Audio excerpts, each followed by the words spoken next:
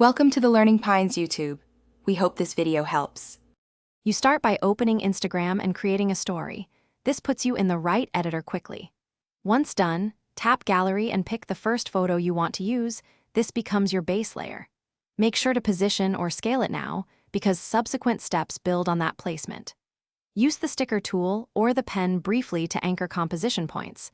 This helps when you add the second picture and want consistent alignment or spacing between images. Next, tap the sticker icon and choose the photo sticker. Select your second photo so it appears over the first. You'll resize with a 2-finger pinch and rotate as needed, because precise scaling keeps the design balanced. Once placed, use Instagram's alignment guides or eyeball margins to avoid awkward overlap. If you want a framed look, add a border sticker or shadow. This separates the images visually and creates a cleaner, intentional layout that reads well on small screens. To finish, add text, stickers, or GIF to complement both photos. Make sure contrast and font size remain readable. Once satisfied, save a draft or tap your story to publish immediately. If something goes wrong, images misalign, resolution drops, or a sticker hides content, undo the last action, reposition using pinch gestures, or re-import the photo at higher quality.